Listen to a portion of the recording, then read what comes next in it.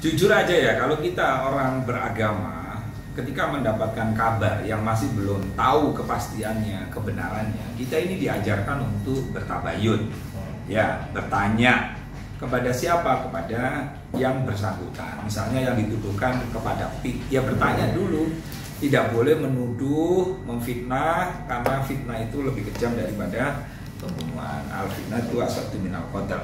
Nah, berkaitan pagar laut, logikanya begini Mas. Pertama, pagar laut itu jauh dari proyek PIK dan jauh dari PSNP. Nah, kalau saya lihat nih, bambu-bambunya saja itu kan terbuat dari kayak bambu orang nggak niat gitu loh, terbengkalai kan seperti itu. Satu. Nah, PIK ini perusahaan besar Mas. Saya sebelum membantah ya, PIK ini perusahaan besar, triliunan duitnya. Sampai kalau mau jalan nih ke PIK 1, ke PIK 2, itu bangunan-bangunan mercusuar itu kan sampai bisa didapatkan. Ada Batavia yang identik dengan Belanda, ada Tokyo yang identik dengan Jepang, ada Chinese yang identik dengan Tionghoa, lalu kemudian ada juga Menara Syariah. Jadi PIK ini miniatur dunia, miniatur toleransi kalau saya melihat. Jadi perusahaan besar logikanya nggak mungkin akan membangun atau memagari laut dengan model pakai bambu-bambu yang astagfirullahaladzim gitu loh. Satu. Yang kedua, perusahaan besar itu Mas selalu mengedepankan yang namanya AMDAL, izin, apalagi ini menyangkut laut. Sebenarnya persoalan pagar laut itu banyak di Jawa Tengah ada, di Lampung itu ada. Nah, kenapa ini rame? Karena memang ada orang yang ahli fitnah yang mengait-ngaitkan dengan PIK. Karena dia punya tanah di sana, ditawarkan, nggak disepakati, jadi emosi lah dia. Dia mau bergaining supaya tanahnya, udahlah nggak usah rame kamu, udah tanahnya kita beli. Tapi PIK nggak begitu orangnya, gitu loh. Daripada dikasihkan kepada orang yang istilahnya yang dolim, yang ahli adu domba, yang ahli fitnah, yang ahli nyebar berita bohong, ngapain di situ? Ya udah nggak usah dibeli tanah orang tersebut. Akhirnya mencak-mencak sampai bikin acara apa itu di Banten yang akhirnya demo waktu pertama dihadang nih sama warga asli. Warga Paku Haji itu warga asli. Saya kenal itu sama Lurah Kohot waktu ada isu katanya nelayan dilarang, terus katanya rakyat dipaksa, rakyat digusur. Itu saya datang nih sama teman-teman BKN dan saya diterima gitu loh. Nah, ketika diterima dikasih penjelasan, oh berarti ini orang baik. Makanya saya nggak kaget ketika Paku Haji, kecamatan Paku Haji diobok-obok oleh orang itu yang ahli fitnah itu, ya akhirnya ditolak tuh, dihadang. Itu warga asli, tapi lihat warga asli menghadang ketika lokasinya, wilayahnya tidak mau diobok-obok. Apa? Di framing apa? Di framing preman oleh mereka. Preman menyerang emak-emak lah, emak-emaknya itu bukan orang situ, bukan orang yang terdampak PIK gitu. Ya, banyak yang bilang itu pagar itu sebagai tanda dimulainya proyek tuh Gus. Benar kan? Gini Mas, aku kan sudah bilang perusahaan besar itu Mas mau memulai apapun dia pasti mendahulukan izin. So kalau izin AMDALnya nggak diberesin semua, terus apa tujuan daripada laut itu? Sedangkan masang pagar laut itu kan gampang diketahui banyak orang.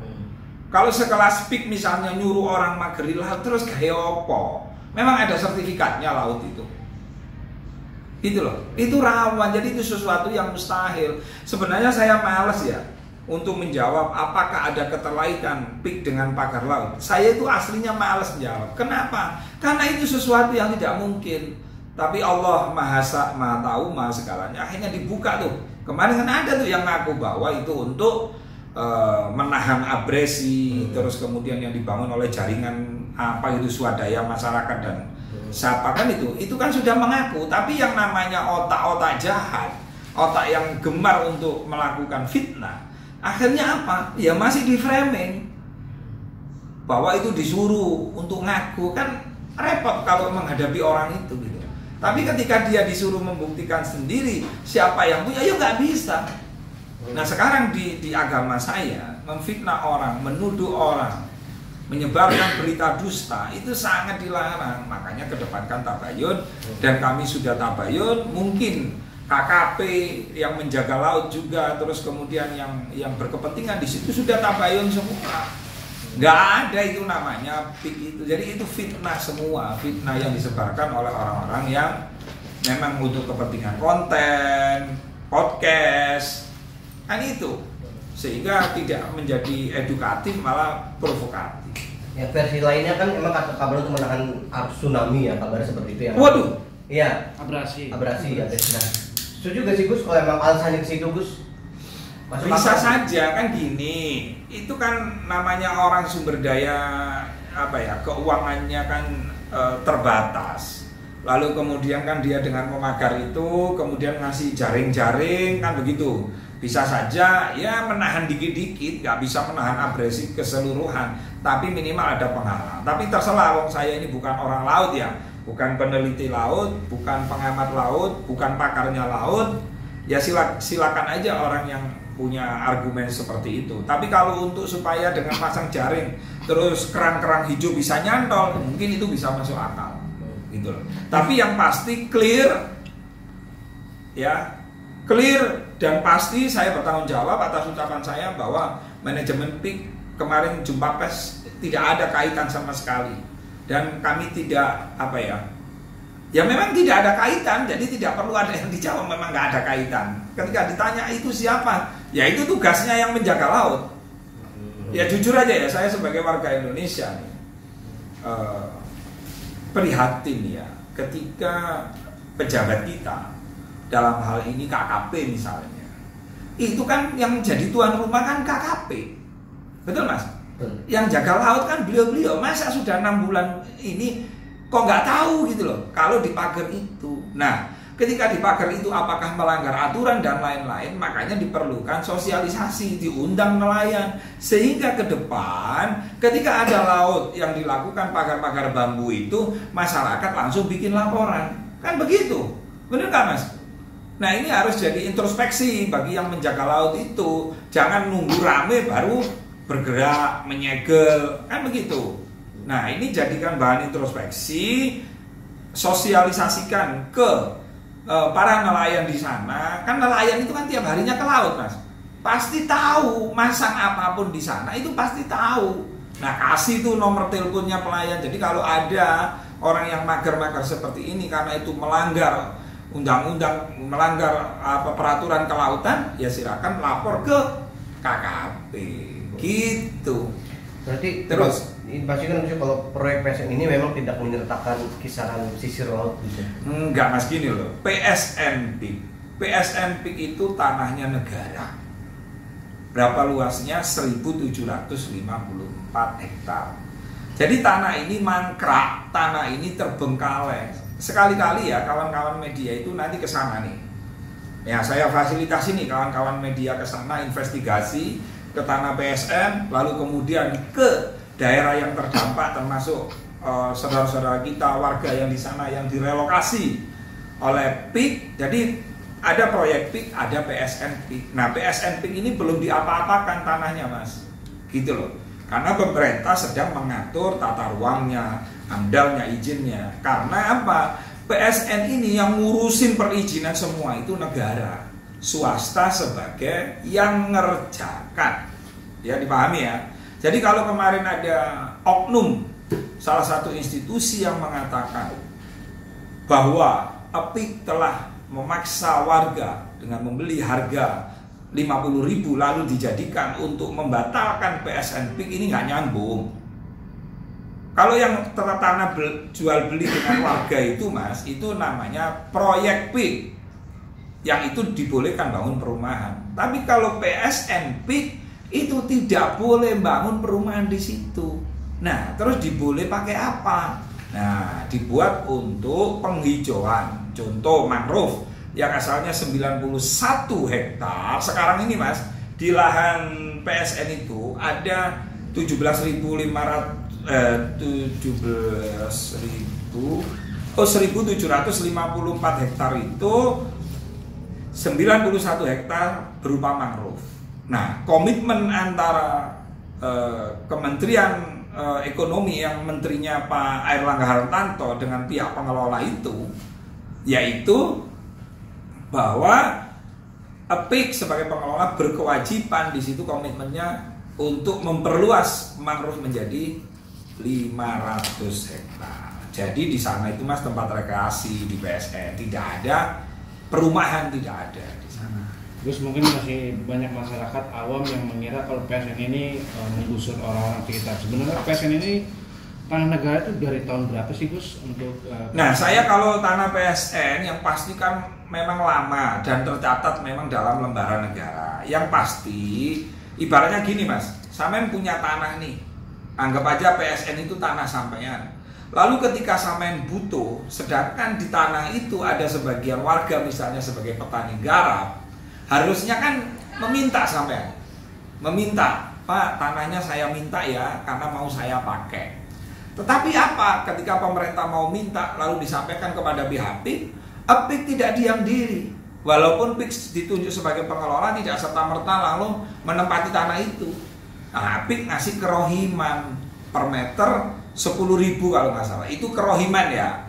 Nah, tolong dibedakan proyek PIK dan PSN PIK. Ada semua, saya dikasih foto tanda tangan kerohiman.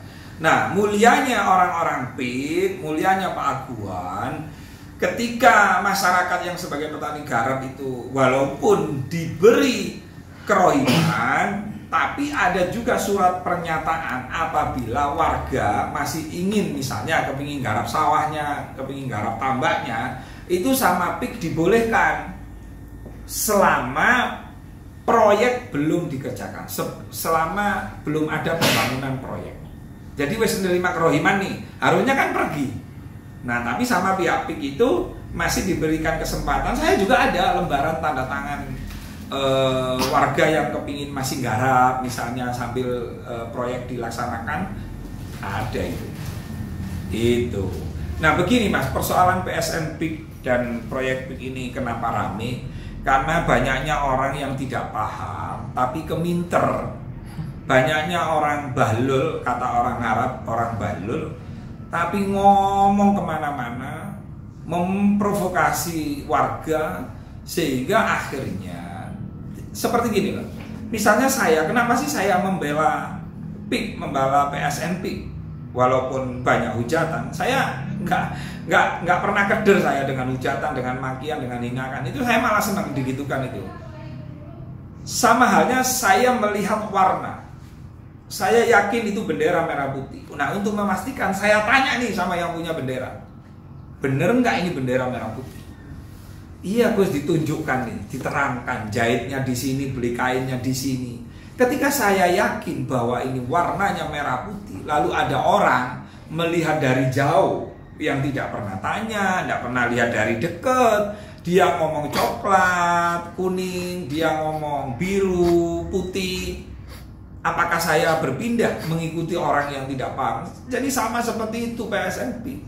Makanya saya bersyukur kepada Allah, alhamdulillah, pelan tapi pasti saya mengumpulkan kiai-kiai sebagai jembatan. Kemarin di mana Istana Nelayan kami undang Yai Said. Kata Yai Said, PSN PIK. Yai Said itu nggak pernah berbicara PIK, tapi PSN PIK, Ihya'ul Mawad. Nah ini yang nggak dipahami oleh orang-orang yang nyerang Yai Said.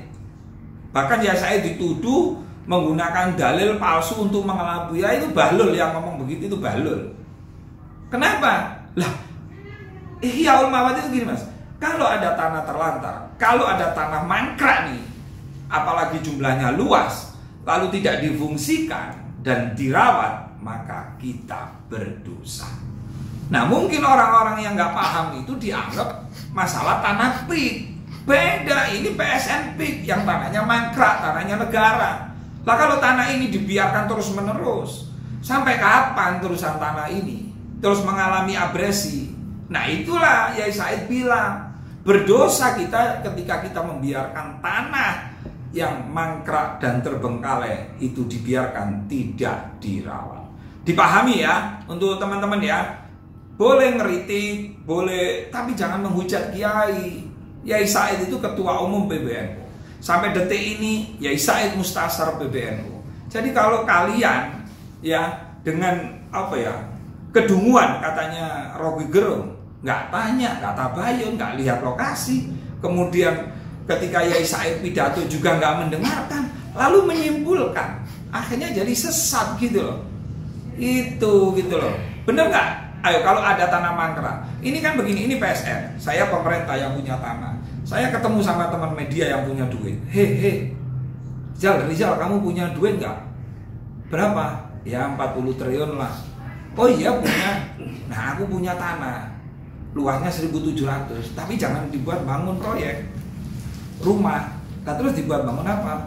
Ya penghijauan, penguatan lingkungan, lautnya dijaga, misalnya taman safari, misalnya golf, misalnya Formula One. Terus di situ komitmennya menambah orang nganggur-nganggur jadi kerja ya. Ini maslahat apa mudarat? Coba saya tanya. Atau dibiarkan begitu saja tanah ini? Ya kalau dibiarkan terus sampai kita sudah meninggal terus, itu dibiarkan terus. Nah itulah kata Yai Said, kita ini berdosa. Tanah dibiarkan terbengkalai, nggak dirawat itu gitu loh. Padahal bisa dimanfaatkan untuk kepentingan umat. Ada dana cair dari proyek wisata edukatif itu nanti menjadi PAD, uang rakyat kembali. Begitu gitu loh Mas ya. Pokoknya jangan pernah lelah terus untuk berbuat baik, untuk edukasi, karena kata Yai Said, barang siapa yang membantu kesusahan orang lain, maka kesusahan kita berkurang. Jadi kalau ada yang merasa terintimidasi, tanahnya dirampas, tanahnya digusur, silakan datang ke BKN.